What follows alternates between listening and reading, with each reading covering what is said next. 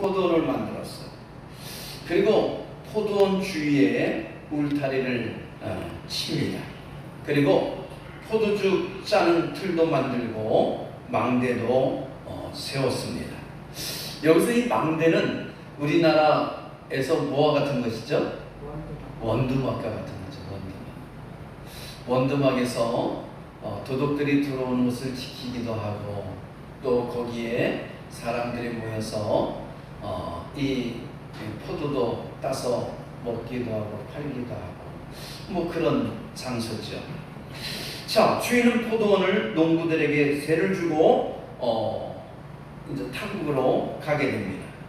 세월이 지나 포도를 수확할 때가 되자 주인은 종들을 포도원 농부들에게 보내게 되죠. 왜 보냈죠? 왜 보낸 것 같아요? 오늘 성경을 보니까 포도원을 빌려준 대가로 열매를 받기 위함이다, 그렇게 말합니다. 다시 말해서 소장료를 받은 거죠. 소장료. 내가 포도원을 빌려줬으니까 거기에 대한 뭐를 내라는 거야? 거기에 대한 세를 내라. 그 대신에 너네들이 포도로 열매를 많이 수확했으니 포도로 열매로 그 소장료를 갚아라 라고 말했다는 겁니다. 그런데 뜻밖의 이 농부들이 세를 주인에게 지불한 것이 아니라 세를 받으러 온, 이 소장료를 받으러 온 이 종들을 어떻게 했어요? 때리고 죽이고 돌로 쳤다라는 거예요. 그러니까 이 농부들이 얼마나 악한 모습을 보이고 있냐는 것이지요. 자, 그래서 이 주인은 더 많은 종들을 보냈습니다. 근데 마찬가지로 어떻게 했어요? 마찬가지로 때리고 죽이고 돌로 쳤다라는 겁니다. 후에 주인은 그의 아들을 보내게 됩니다. 주인의 아들이 농부들이 존대하리라, 잘 대우할 것이다 라고 생각했습니다.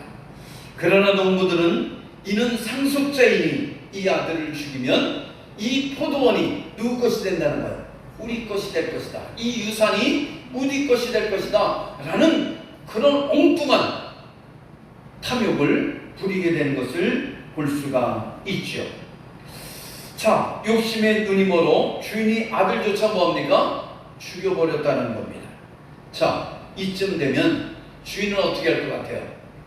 주인은 어떻게 할 것 같습니까? 분노해서 군대를 보내서 악한 농부들을 진멸하고 제때 세를, 소장료를 잘 낼 만한 농부들에게 다시 포도원을 빌려줬다라는 이야기가 본문의 내용입니다. 여러분, 왜 예수님은 이런 악한 농부의 비유를 이 대제사장들과 유대인들 그리고 지금 우리에게 들려주고 있는가라는 것이죠. 그럼 본문이 우리에게 주는 교훈이 무엇인지를 살펴보는 그런 시간을 갖고자 합니다. 첫째는 뭐냐면 자만하지 말라는 거예요. 너희가 자만하면 뭐 하겠다는 거예요? 너희들이 촛대를 옮기겠다라고 말하고 있다라는 것이죠. 자, 여기서 주인 누구를 말하죠?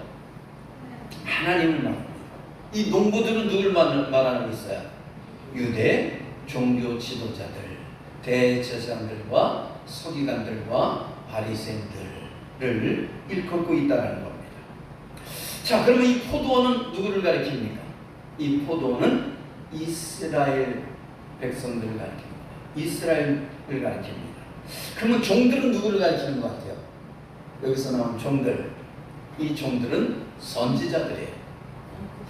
하나님께서 이 종들을 이스라엘에 보내서 뭐 했어요? 끊임없이 하나님 말씀을 대원하게 했죠. 전달했어요. 그런데 이 종교 지도자들이 어떻게 했습니까? 그 종들을 때리기도 하고 죽이기도 하고 돌로 치기도 했다라는 것을 우리가 알 수가 있습니다. 여러분, 우리가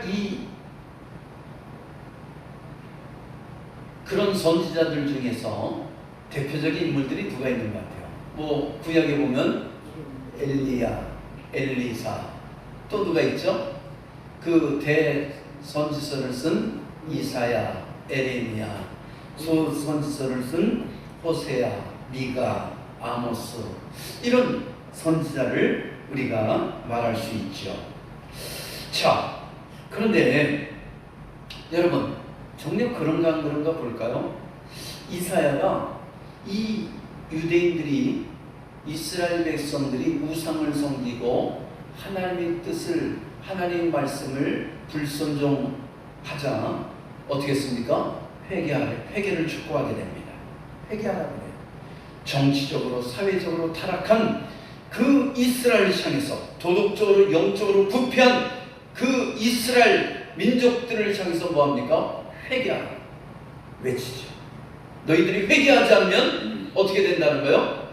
정녕 바벨론이라는 나라를 인생의 채찍으로 들어서 하나님께서 이 이스라엘 땅을 점령해 버릴 것이다. 하나님의 진노가 임할 것이다. 정녕 그들에게 멸망당할 것이다 라는 것을 선포했습니다. 자, 그러면 그 하나님의 말씀을 듣고 뭐 해야 돼요? 회개하고 하나님 말씀으로 돌아와야 되는데, 그들은 회개치 아니하고 오히려 어떻게 합니까? 정녕 이 선지자들을 때리고 죽이고 뭐 했어요?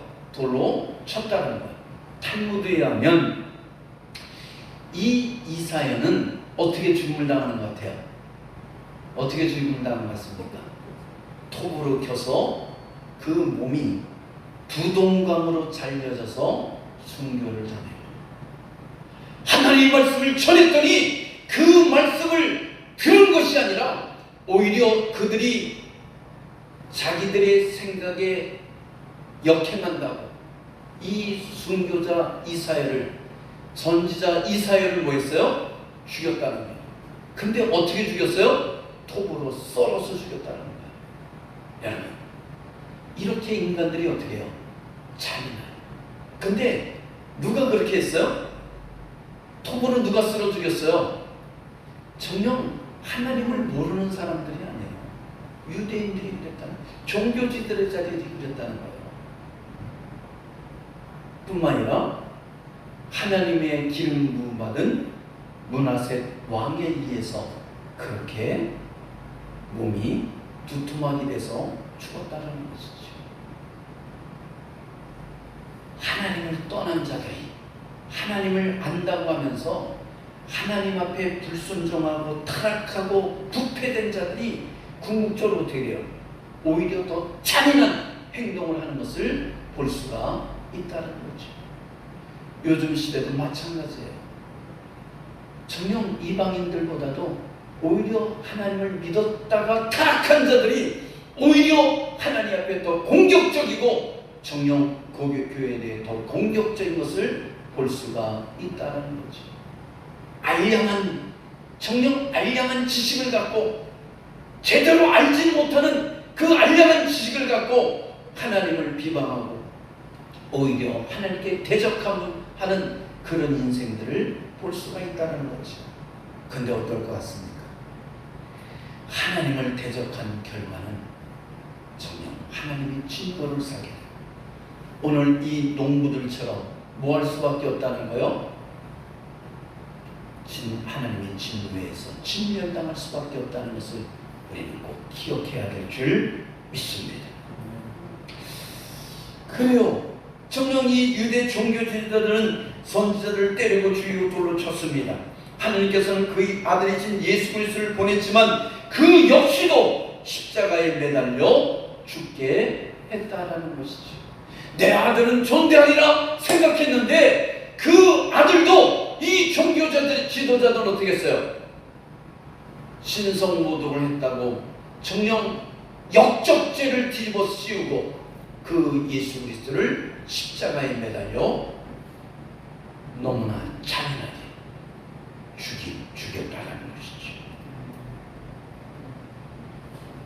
자, 아들이 죽자 어떻게 합니까? 하나님이 진노하게 됩니다. 진노하게 돼요. 그래서 AD 70년 로마의 디도 장군이 이 예루살렘을 침공해서 이 예루살렘을 멸망시키게 됩니다.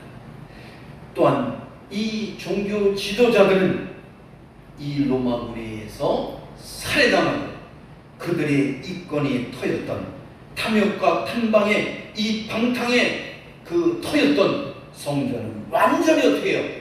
파괴되어 버리는 것을 볼 수가 있다는 거죠. 그래서 지금 그 이스라엘 땅에 있는 그 예루살렘 성전은 이후에 다시 지어진 거예요. AD 70년에 로마 이 장군 디도가 와서 완전 어떻게 했어요? 예루살렘 성전을 초토화시켰던 것을 볼 수가 있다는 거예요. 완전 파괴버렸다는 거예요. 여러분, 그 다음에 어떻게 하죠? 하나님이 천국 복음의 주도권을 다른 농부에게 주었다라고 말합니다. 다시 말해서 이 포도원에 제때 소작료를 낼 수 있는 사람들에게 뭐 했어요? 이 포도원을 넘겨주었다는 거죠. 자, 이것은 이 다른 농부는 누굴 말하는 거예요? 유대인들이 아니라 바로 이방인들을 말해요.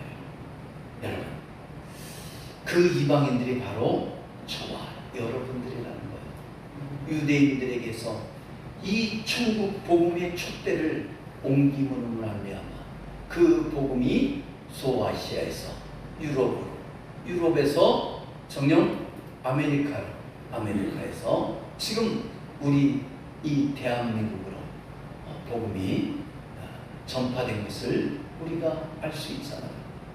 그래서 그 하나님의 촛대가 유대인에서 이방인으로 옮겨짐으로 말미암아 지금 저와 여러분이 예수를 믿고 구원받은 놀라운 축복과 은혜를 누리게 됐다는 것을 기억하시길 바랍니다. 할렐루야. 그렇기 때문에 하나님의 말씀에 역행하면, 불순종하면 어떻게 된다는 거예요? 이 하나님 나라의 촛대가 옮겨질 수 있다는 것을 우리는 항상 기억해야 될 줄 믿습니다.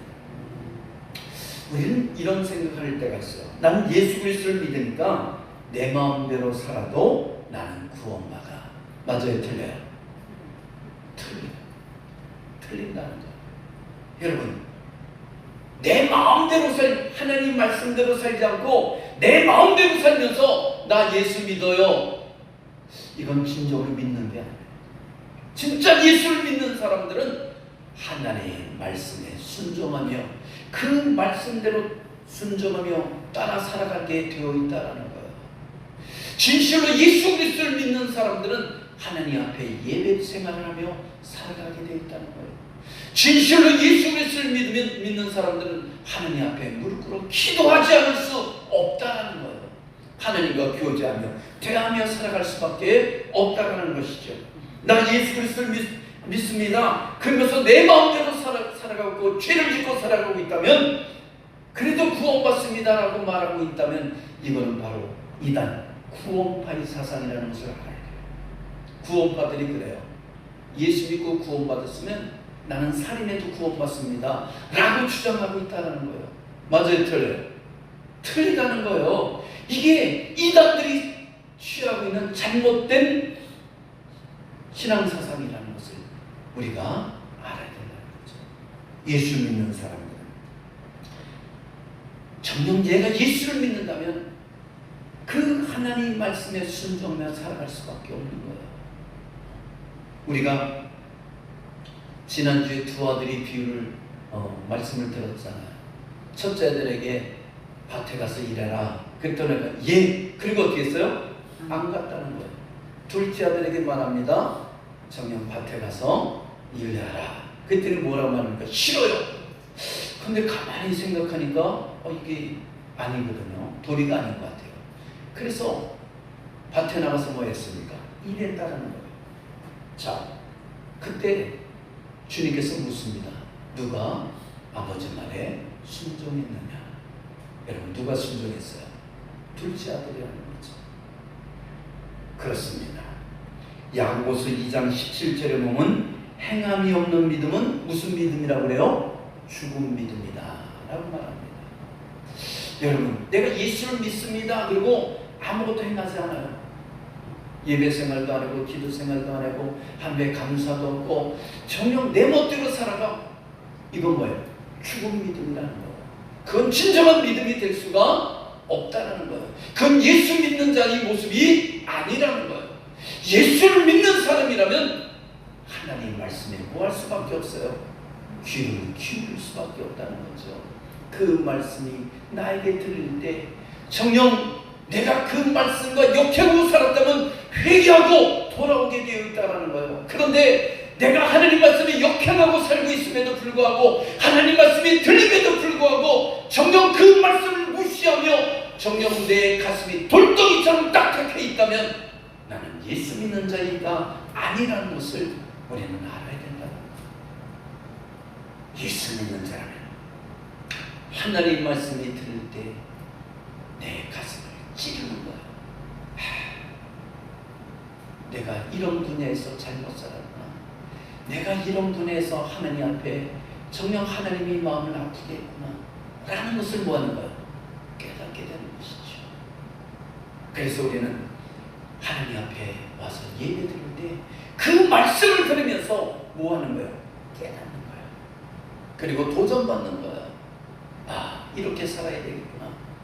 내가 하나님의 자녀로서 이렇게 살아야 되겠구나. 이렇게 신앙생활 해야 되겠구나. 아, 이거는 내가 잘못 알고 있었구나. 회개해야 되겠구나. 할렐루야. 그런 은혜가 있기를 주님으로 축원합니다. 여러분, 바리새인과 서기관들을 보시길 바랍니다. 그들은 어떻다 그랬어요? 외식하는 자라리라 그랬어요. 겉과 속이 다르다는 것이죠. 잔과 대접을 보면 겉은 번지르한데 그 속은 뭐예요? 정녕 탐욕과 방탕으로 가득 차 있다는 거죠. 이것을 주님은 뭐라 그러죠? 화있을 진저라고 했잖아요. 화있을 진저, 하나님이 진노를 받을 진저라고 말씀하고 있는 거예요. 그렇기 때문에 우리는 외식적인 신앙, 형식적인 신앙이 아니라 진실로 내 마음과 뜻과 정성을 다하는 그런 믿음의 일꾼들이 되길 주님으로 축원합니다. 우리가 이 종교 지도자를 보시길 바랍니다. 이 종교지는 누구를 말하죠? 계속해서 설교하잖아요. 대제사장들, 서기관들. 정녕 이들을 보시길 바랍니다. 성전에서 뭐 했어요?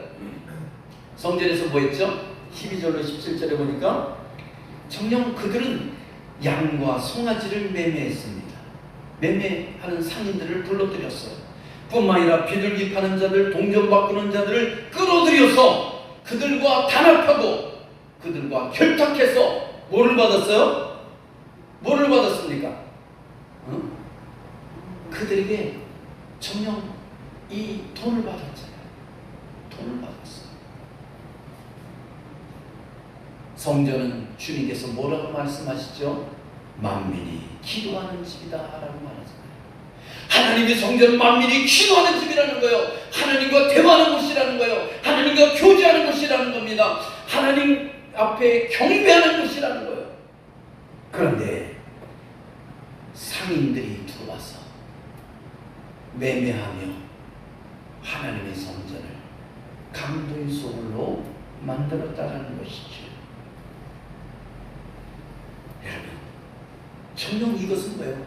겉으로는 포장이 잘된 종교 지도자들이었어요. 대제사장들이었습니다. 서기관들이요, 하나님 말씀에 정통하다는 서기관들이었습니다. 그런데 그 속을 들여봤더니 탐욕과 방탕과 정녕 재물욕으로 가득한 그들이 썩은 냄새를 풍기고 있었다라는 거죠. 그래서 주님 뭐라고 말씀하십니까? 회칠한 무덤아 라고 말합니다. 멀리서 보면 무덤이 회칠해서 깨끗해 보이는데 가까이 갔더니 송장 썩은 냄새가 나고 있더라는 거예요. 우리는 어떻습니까? 정녕 내 겉과 속이 일치하고 있습니까? 아니면 내 겉은 외형적으로는 정녕 믿음의 사람인데 속은 악취가 나는 그런 모습은 아닌지 나를 돌이켜보는 은혜가 있길 주님을 축원합니다. 계시록 2장 1절로 7절에 보면 에베소 교회에 보낸 편지가 있어요. 어느 교회요? 에베소 교회. 여기는 7교회에 서신을 보냅니다. 그 교회 중에 하나가 에베소 교회였어요. 그 4절에 보면 이런 말씀이에요. 너를 책망할 것이 있나니. 에베소 교회를 향해서 주님이 뭐라면 책망할 것이 있다라고 말합니다. 너희 첫사랑을 버려라. 여러분, 주님을 만났을 때 그 첫사랑의 감격을 갖고 있습니까? 아직도 느끼고 있습니까? 그렇다면 여러분의 신앙은 너무나 따뜻한 거예요. 그런데 내가 주님을 만났을 때 그 첫사랑, 진실로 주님이 나를 위해 십자가에 못 박으셨군요.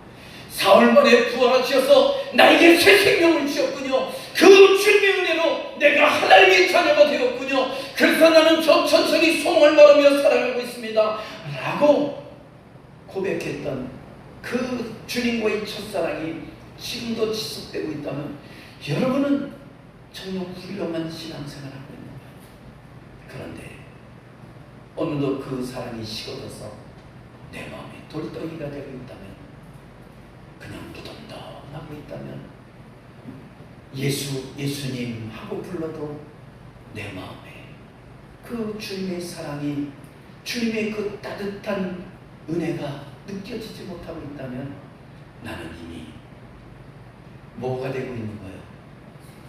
첫사랑을 잃어버린 거예요. 그래서 뭐라고 말합니까? 그러므로 어디서 떨어진 것을 생각하고 회개하여 좋은 행위를 가지라. 만일 회개하지 않으면 내가 내게서 내 촛대를 그 자리에서 뭐하리라? 옮길 것이다 라고 말하고 있습니다. 여러분, 첫사랑을 잃어버렸다면 다시 회복하는 은혜가 있기를 주님으로 축원합니다. 그게 뭐야? 그게 회개예요. 돌이키는 겁니다. 첫사랑을 회복하기 위해서 회개하는 거예요. 내 가슴이 딱딱합니다. 내가 주님을 만났던 그 감격이 사라졌습니다. 다시 내가 주님을 사랑하는 그 뜨거운 그 사랑을 가질 수 있게, 그 열정을 가질 수 있도록 나에게 역사하여 달라고, 그렇게 회개하는 은혜가 있기를 주님으로 축원합니다. 그렇지 않으면 어떻게 한다는 거예요? 촛대를 옮기겠다는 거예요.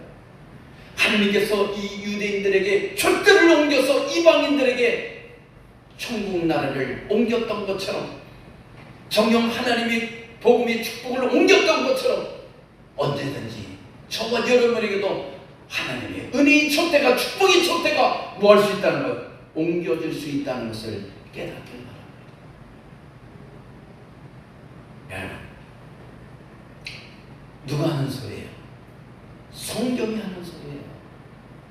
그래서 우리는 신앙의 파산이 돼서는 안 돼요. 파선이 뭐죠? 배가 깨졌다라는 거예요. 배가 정상적이 돼야지만 이 물에 떠서 뭐 할 수 있어요? 그 무리를 노를 져서 지나갈 수 있잖아요. 근데 배가 파선이 되면, 깨져버리면 정말 가라앉을 수밖에 없다는 것을 우리가 깨닫길 바랍니다. 할렐루야. 사랑하는 성도 여러분 어떻습니까? 첫사랑을 내 가슴에 아직도 간직하고 있습니까? 아니면 그 첫사랑이 무덤덤해져서 딱딱해져 있습니까? 겉과 속이 다른 신앙생활을 하고 있습니까? 겉은 깨끗한데 속은 탐욕과 방탕으로 가득 차 있습니까? 하나님의 축복, 하나님의 은혜의 촛대가 옮겨지기 전에 회개하는, 첫사랑을 회복하는 우리 광민의 성도들에게 주님으로 축원합니다. 축원합니다. 두 번째는 신앙의 열매를 맺으라는 거예요. 따라합시다. 신앙의 열매를 맺으라. 우리가 43절 한번 읽어볼까요? 43절 시작. 그러므로 내가 너희에게 이르노니 하나님 나라를 너희는 빼앗기고 그 나라의 열매 맺는 백성이 받으리라. 여러분, 이 신앙의 열매를 뭐 할 수 있다는 거? 뺏길 수 있다는 거예요. 이 유대인들은 뭐 했어요? 하나님의 선민, 선택받은 백성의 그 축복을 뭐 했어요? 뺏겼어요. 그리고 어떤 사람이 받습니까? 신앙의 열매를 맺는 사람들이 받게 될 것이다 라고 오늘 성경은 말하고 있다라는 겁니다. 무슨 뜻이에요? 하나님 나라는 신앙의 열매를 맺는 성도가 받는다라는 거예요. 여러분, 마태복음 7장 20절 21절에 보면 나더러 주여 주여 하는 자마다 천국에 다 들어갈 것이 아니요 다만 하늘에 계신 내 아버지 뜻대로 행하는 자라야 들어가리라. 주여 주여 한다고 해서 천국 가는 게 아니라 어떻게 해요? 신앙에 열매가 맺혀져야 된다는 것이죠. 오늘 유대 종교 지도자는 선지자들이 경고의 메시지를 무시하고 방탕하고 탐욕에 가득하여 성전을 강도의 소굴로 만들어버렸어요. 그 결과 어떡합니까? 그 결과 정녕 그들은 진멸되게 되어 있다는 겁니다. 바리새인과 서기관들은 자신들은 손가락 까딱하지 아니하고 남에게 율법이라는 무거운 짐을 지게 했다는 겁니다. 그래서 그들은 겉과 속이 다른 신앙생활을 함으로 말미암아 열매 없는 자들이 되었다라는 것이죠. 정녕 우리는 신앙의 열매를 맺는 은혜가 있기를 주님을 축원합니다. 포도나무를 심었으면 포도 열매가 열려야 되는 거예요. 무화과 나무를 심었으면 무슨 열매가 맺어야 돼요? 무화과 열매가 맺어야죠. 그런데 우리가 18절 22절의 말씀을 보니까 예수님께서 무화과 나무 밑에서 열매를 찾으셨어요. 근데 열매가 있었어요? 없었어요? 열매가 없었어요. 무화과 열매가 없었어요. 잎만 무성하고 열매가 없었더라라고 성경은 말하고 있습니다. 그때 예수님이 뭐라고 말씀하시죠? 이제부터 영원토록 내게 열매가 맺지 못하리라 라고 저주하게 됩니다. 예수님이 저주에 이 무화과 열매 나무가 곧 말라 비틀어졌더라 라고 말하잖아요. 여러분, 우리가 예수 믿으면 예수의 열매가 있길 주님으로 축원합니다. 사랑과 실학과 화평과 오래 참음과 자비와 양성과 충성과 온유와 절제의 열매들이 여러분의 삶 속에 맺혀가길 주님으로 축원합니다. 여러분, 열매라는 것은요, 정녕 어떤 많은 소득을 얻는 것도 열매죠. 그리고 큰 업적을 이루는 것도 뭐예요? 열매입니다. 그러나 큰 소득을 거두지 아니하고 정녕 많은 업적을 남기지 않을지라도 우리의 삶은 작은 성령과 예수를 닮아가는 그런 작은 모습 속에 어두운 곳을 밝히는 작은 빛이 됐을 때, 썩어져가는 한 부분을 모았을 때, 정녕 소금 역할을 했을 때, 그게 주님을 닮아가는 그리고 열매 맺는 삶이라는 것을 우리가 깨닫길 바랍니다. 사람들이요, 정녕 큰 업적을 남겨야지만, 그리고 큰 소득을 얻어야지만 열매를 맺었다고 해요. 하나님 축복받았다고 해요. 맞아요. 그것도 축복입니다. 그러나 제가 늘 얘기하다시피 이건 무슨 축복이에요? 부스러기 축복이에요. 가장 큰 축복은 내가 예수 믿고 구원받고 그 주님을 믿으면서 평생을 주님을 따라 살아가는 삶, 이것이 가장 큰 축복이라는 것을 깨닫길 바랍니다. 여러분, 내가 많은 축복을 받았을지라도, 물질적인 축복을 받고 정녕 큰 업적을 남겼을지라도 주님께서 내가 너를 모른다 한다면 큰 아무 의미가 없어요. 그리고 내가 지옥에 떨어진다면 정녕 나는 불행한 인생을 산 자라는 거예요. 그러나 이 땅에서 정말 아등바등거렸다 할지라도 그 주님을 믿으며 예수 그리스도가 나의 구주 나의 하나님을 믿으며 그 주님을 따라 그 주님을 닮아가기 위해서 몸부림치며 살아서 내가 천국에 갔다면 그것이 가장 큰 축복이라는 것을 깨닫길 바랍니다. 너무나 큰 것에 욕심 부리지 마세요. 자꾸 큰 것을 바라다 보면 오늘 대세상처럼 뭐가 되는 거예요? 탐욕과 방탕에 빠지기 쉽다는 거예요. 사람이 가장 위험할 때가 뭔지 아세요? 어려울 때는 주님을 매달리기 때문에 걱정할 게 없어요. 그런데 사람이 풍성하고 넉넉할 때, 그때가 가장 위험할 때라는 것을 우리는 너무나 잘 알잖아요. 왜요? 풍성하고 넉넉해지면 정녕 그때부터 한가로워져요. 자꾸 하나님을 향했던 시선이 세상을 향해 어떻게 하면 더 누릴까? 어떻게 하면 더 즐길까? 어떻게 하면 먹고 마시고 편안해질까? 이런 것에 관심을 쏟다 보면 점점 하나님과 멀어지는 것을 보게 됩니다. 이스라엘이 멸망할 때는 어려운 시기가 아니에요. 그들은 어려울 때 사사기를 보면 이스라엘 백성은 어려울 때 하나님께 뺨 매달렸어요. 살려달라고! 제발 좀 살려달라고! 그때 하나님께서는 이스라엘 백성들에게 사사를 보내셔서 적들을 물리치고 태평성대를 이루게 하셨어요. 기도할 때. 그러나 그들이 태평성대를 이룰 때 이들은 하나님을 멀리하고 우상을 섬기고 정녕 세상이 향락에 빠졌다가 또 하나님의 진노를 사서 적들에 의해서 주의 적군들에 의해서 침략을 당하고 어려움을 당하고 고통을 당했던 것을 우리가 성경을 통해서 볼 수 있잖아요. 아니 꼭 성경이 아니라 정녕 우리 주의 많은 사람들을 통해서 볼 수가 있다는 것입니다. 그러기에 여러분 입으로만 주여 주여 하는 것이 아니라 내 삶에 신앙의 열매를 맺어가는 은혜가 있길 주님으로 축원합니다. 어느 부잣집에서 40-50명의 부부를 초청해요. 파티를 열었습니다.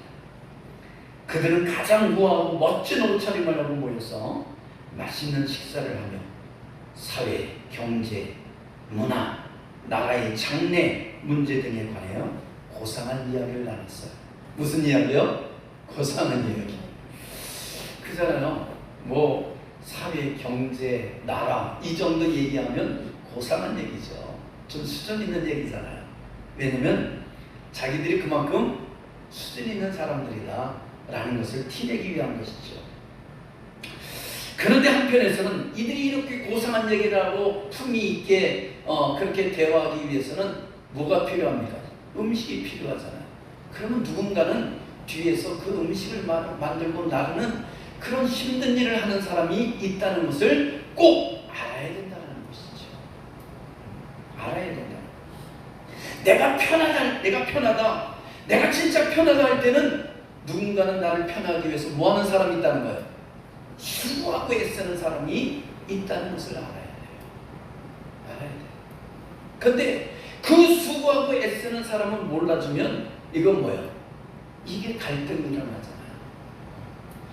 정녕 이 남편이 아침에 일어나서 세수하고 그리고 밥 먹고 그리고 그냥 편안하게 출근할 수 있다는 것은 뒤에서 아내가 뭐 하는 거야? 아내가 그 일찍 일어나서 밥하고 반찬 만들고 정녕 뒷바라지하고 넥타이 데려주고 그 마셔서 데려주는 이런 수고와 이런 힘든 일이 있기 때문에 그 남편이 뭐 하는 거예요? 그냥 홀리감하게 옷을 입고 출근할 수 있는 거예요. 근데 그 아내의 수고를 몰라주면 그 뭐가 어떻게 되는 거예요? 나쁜 놈이죠. 나쁜 놈이에요. 여러분 그렇습니다. 이 부잣집 마누님들이 정녕 모여서 그 맛있는 식사를 하면서 고상한 얘기를 주고받을 수 있었던 것은 뒤에서 여러 명의 가정들이 땀을 뻘뻘 흘며 음식을 준비하고 난나고 있었기 때문에 그렇다는 거예요. 여러분 그럴 때 이 두 계층 간에는 알게 모르게 묘한 긴장감이 오르게 되고 계층 간의 차별이 이루어지는 것을 볼 수가 있다는 거죠. 누리는 사람은 뭐예요? 그냥 아대하듯이 바라보죠. 그러나 이것을 섬겨야 되는 사람은 어떤 마음이 들 수 있어요? 불편한 마음이 있죠. 내가 없기 때문에 이런 초라한 모습을 하고 있구나라는 그런 마음도 들 수가 있다는 것이죠. 그런데 초대된 사람 중에 어느 소박한 부인 한 분이 자리에서 슬그머니 일어나서 정녕 이 음식을 나누는 이 가정부들 뭐 하는 거예요? 도와주는 거예요. 슬근슬근 도와주는 거예요. 그런데 가정부는 뭐라 그럴까요? 아유, 사모님 괜찮습니다. 저희들이 해야 되는 게 아니에요. 내가 하겠습니다. 내가 많은 걸 못해도 자그맣게 이 나르고 옮기는 것은 할 수 있습니다. 그럴 때 정녕 이 가정부들은 어떤 생각을 하게 될까요? 어떤 마음을 갖게 될까요? 그 자리에서 고상한 얘기이면서 정녕 깔보듯이 훑어보면서 식사를 나누는 그 기부인들보다가 이 자기의 솔솔소문 나서서 작은 그릇 하나를 옮겨주는 이 부인을 보면서 그들의 마음은 정녕 불쾌함과 거북함과 그리고 부러움과 여러 가지 그 긴장감, 갈등, 그리고 정녕 꼴보기 싫은 그 속의 마음들, 침이라도 그 음식에 뱉고 싶은 그런 마음들이 어떻게 될까요? 누그러지는, 이런 사람도 있구나 라는 것을 느끼며 세상은 그래도 살만하다는 것을 느끼지 않을까요? 그러면서 뭘 할까요? 바로 이것인 거예요. 그런 마음을 들게 하는 것, 이게 바로 성도의 마음이 좀 있습니다. 세상에 어두움 속에 빛을 비치는 작은 촛불이 되는, 작은 성냥개가 되는 그런 빛의 역할입니다. 뿐만 아니라 썩어진 세상 속에 소금의 역할을 하는 것이 바로 이 소박한 여인의 섬김에서 드러날 수 있다는 거예요. 우리가 기독교인이라는 것은, 우리가 예수 믿는다는 것은 그것을 어떻게 드러날 수 있어요? 바로 삶 속에서 그렇게 작은 일에 섬김과 나눔과 정녕 배려하는 마음, 이것을 가질 때 우리는 그리스도의 은혜, 성령의 열매, 신앙의 열매를 맺는 그런 은혜가 생겨날 줄 믿습니다. 말씀을 맺고자 합니다. 신앙의 열매를 맺는 사람들이 천국을 차지하게 된다고 오늘 성경은 분명히 말하고 있습니다. 그래서 열매 없는 신앙은 죽은 믿음이다 라고 말하고 있습니다. 이것은 유대인들을 향한 경고이지만 지금은 우리를 향한 하나님의 경고의 메시지라는 것을 우리가 귀담아 들어야 됩니다. 오래 예수를 믿었다고 자만하는 사람들을 향한 경고이기도 합니다. 오히려 세리처럼, 정녕 창녀처럼, 어린아이처럼 회개하라, 천국이 가까웠느니라 선포할 때 그 말씀을 나에게 주신 말씀이라고 기억하고 들으며 정녕 회개하며 첫사랑을 회복하는 우리 광면의 성도들이 되길 주님으로 축원합니다.